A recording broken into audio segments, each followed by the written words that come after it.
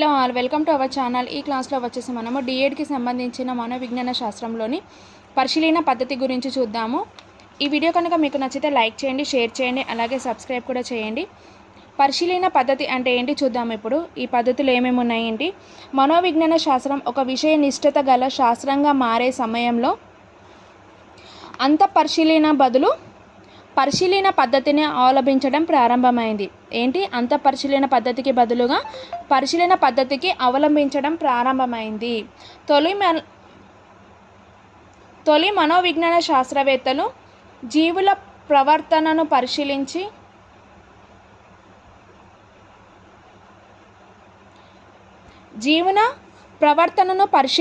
ప్రవర్తనను వివరించే ప్రయత్నం చేశారు.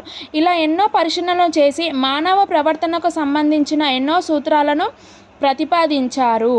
మనోవిజ్ఞాన శాస్త్రంలో పరిశీలన పద్ధతి ఒక వ్యక్తి ఇతర వ్యక్తుల ప్రవర్తనను చూసి విశ్లేషించి వివరించడంతో కూడుకుంది. ఏంటి పరిశీలన పద్ధతి? ఒక వ్యక్తి యొక్క ఇతర వ్యక్తుల ప్రవర్తన ఎట్లా ఉంది, ఏ విధంగా అనేది ఈ పద్ధతి ద్వారా తెలుసుకోవచ్చు. ఈ పద్ధతి ద్వారా ఇతరుల మానసిక ప్రక్రియలను వారి బాహ్య ప్రవర్తన ద్వారా అధ్యయనం చేయడం జరుగుతుంది. పరిశీలన పద్ధతి ప్రవర్తనను అర్థం చేసుకొని వివరించే ఒక పరోక్ష పద్ధతి.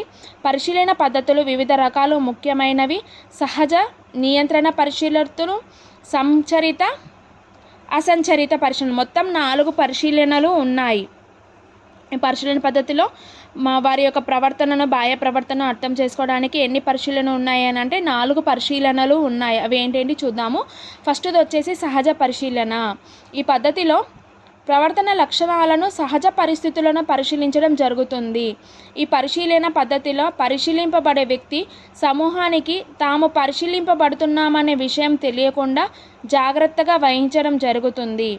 ఎందుకంటే మనను ఎవరినైనా పరిశీలిస్తున్నారనే విషయం తెలిస్తే మన ప్రవర్తన సహజంగా ఉండకపోవడానికి అవకాశం ఉంటుంది. ఉదాహరణకు, తరగతి గదిలో ఉపాధ్యాయుడు లేని సమయంలో విద్యార్థులు ఎలా ప్రవర్తిస్తారు అనేది గది బయట నుంచి పరిశీలించడము. ఇది ఏంటి? సహజ పరిశీలన. ఏంటి? ఒక ఉపాధ్యాయుడు, టీచర్స్ క్లాస్లో ఎవరు లేనప్పుడు బయట విండో నుంచి పరిశీలించడం అనేది సహజ పరిశీలన. నియంత్రణ పరిశీలన అనేది ఏంటిది అని అంటే, ఇది మనం పరిశీలించాలనుకునే అంశం సహజమైన స్థితిలలో గమనించడం కష్టమనిచినప్పుడు అలాంటి పరిస్థితులను కృత్రిమంగా సృష్టించి పరిశీలించడము నియంత్రణ పరిశీలన. ఉదాహరణకు, శిశువు తన తల్లి ఎదురుగా లేనప్పుడు ఎలా ప్రవర్తిస్తుంది అని తెలుసుకోవడానికి తల్లిని కొంత సమయం శిశువుకు కనిపించకుండా ఉంచి ప్రవర్తనను పరిశీలించవచ్చు. ఇది నియంత్రణ పరిశీలన. సంచరిత పరిశీలన అంటే ఏంటి? ఈ విధమైన పరిశీలనలో పరిశీలకుడు కూడా తనకు పరిశీలించదగిన సమూహంలో ఒక భాగమై తను కూడా వారి కృత్యాలలో పాల్గొని తాను పరిశీలించదలుచుకున్న అంశాన్ని పరిశీలిస్తాడు. అయితే పరిశీలకుని ఉనికి, ప్రభావం పరిశీలింపబడే వారిపై పడకుండా ఉండడానికి ఆ సమూహంలోని వ్యక్తులతో సామరస్యాన్ని పెంపొందించుకోవలసిన అవసరం ఉంటుంది. ఇది సంచరిత పరిశీలన. అసంచరిత పరిశీలన అంటే ఏంటి? దీంట్లో పరిశీలకుడు కూడా తాను పరిశీలించదగునుకున్న సమూహంతోనే ఉండే వ్యక్తుల ప్రవర్తనను అంటే వాళ్ళందరితో ఒకటి దగ్గర ఉండి ప్రవర్తనను పరిశీలిస్తాడు. కానీ ఇక్కడ అతడు సమూహ కృత్యంలో భాగస్వామి కాడు. కానీ ఆ కృత్యంలో అతను భాగస్వామి కాదు. ఈ విధంగా నెక్స్ట్ ఈ పరిశీలన పద్ధతులను ఉపయోగాలు, పరిమితులు ఏంటిది చూద్దాము. ఈ పద్ధతిలో ప్రవర్తనకు సహజ పరిస్థితులలో పరిశీలించవచ్చు. తమ భావాలను వ్యక్తపరచలేనటువంటి అన్ని రకాల జీవులు, పిల్లలు, జంతువులు, మానసిక రోగుల వంటి వారిపై అధ్యయనం చేయడానికి ఇది చాలా అనువైన పద్ధతి.